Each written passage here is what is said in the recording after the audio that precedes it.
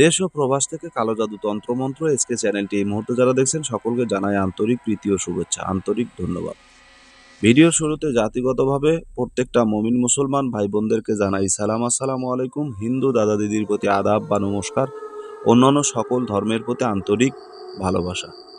তো আজকে আপনাদের সামনে আমি এমন একটা নকশা নিয়ে কথা বলছি যে নকশাটার দ্বারা আপনি মানুষকে খুব সহজে বিপদমুখী করে দিতে পারবেন। অর্থাৎ মানুষকে বিপদে ফেলার জন্য, মানুষকে মুশকিলে ফেলার জন্য, মানুষকে ঝামেলায় ফেলার জন্য এই নকশাটা অত্যন্ত কার্যকারী। এই যে নকশাটা দেখতে পাচ্ছেন, এই নকশাটা মানুষের বিপদ তৈরি করে, অর্থাৎ ঝামেলা তৈরি করে, মানুষকে বিপদের সম্মুখীন করে।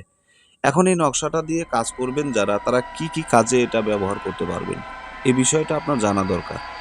আপনি আন্দাজে একটা করবেন সেটা কিন্তু হবে না, ঠিক আছে? এখানে কয়েকটা সংখ্যা, কয়েকটা অক্ষরের মাধ্যমে একটা চিত্র রেখা আছে। এই চিত্র রেখার উপরে এই মানসিক একটা চিত্র দেওয়া আছে। এই মানুষের এই চিত্রটার উপরে মাত্র কয়েকটা অক্ষর রয়েছে, ঠিক আছে? এই যে অক্ষরগুলো রয়েছে, এই অক্ষরগুলো আপনাকে অঙ্কন করে নিতে হবে। এখন এই যে সামান্য যে অক্ষরগুলো দেখছেন, এটাই কিন্তু একটা চিত্র বা এটাই কিন্তু একটা নকশা। এই নকশাটা আপনারা কি করবেন, কিভাবে এই নকশাটার ব্যবহার করবেন, কোন ব্যক্তির উপরে এই কাজটা আপনারা করবেন, এগুলো কিন্তু প্রত্যেকটা বিষয় জানা দরকার। যদি কোনো মানুষ আপনার সঙ্গে শত্রুতা করে, একের পর এক আপনাকে মানসিকভাবে পেরেশান বা মানসিকভাবে টেনশনে রাখে, সামাজিকভাবে আপনাকে হেয় করে বা আপনাকে বারবার গণ্ডগোল ফেসাদ, আপনার সঙ্গে খারাপ আচরণ, খারাপ ব্যবহার করতেছে, তো কোনোভাবে তার সাথে আপনি পেরে উঠতেছেন না, কোনোভাবে তার সাথে আপনি পারতেছেন না, তাহলে আপনি কি করবেন?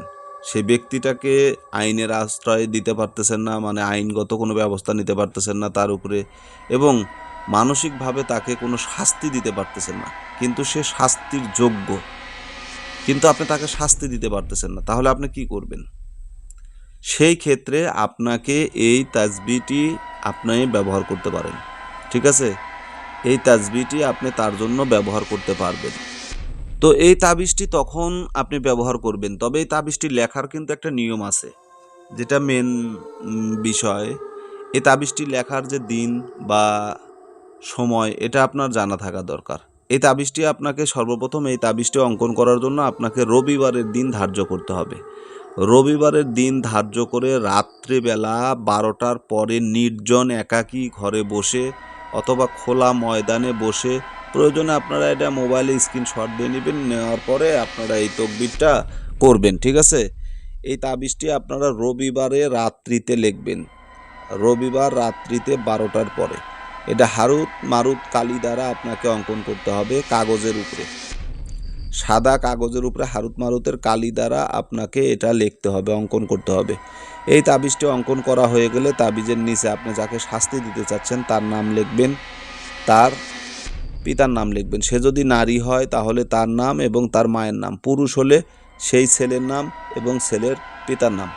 তাহলে এইভাবে যদি আপনারা তাবিজটা অঙ্কন করেন এবং অঙ্কন করার পরে এই তাবিজটা যদি আপনারা আগুনে, প্রজ্বলিত আগুনে এটাকে জ্বালিয়ে দেন, তাহলে সেই ব্যক্তিটা এতটা লাঞ্ছিত এবং অপমানিত হবে মানুষের কাছে, সেটা আপনি নিজের চোখে দেখতে পারবেন, ঠিক আছে? এবং কোনো ব্যক্তিকে যদি কষ্ট দিতে চান, তাকে যদি শারীরিকভাবে কষ্ট দিতে চান, তাহলে পরপর 3 রবিবার এই কাজটা আপনারা করবেন। প্রথম দিন থেকে এটার ফলাফল পাবেন। অত্যন্ত কার্যকারী একটা নকশা।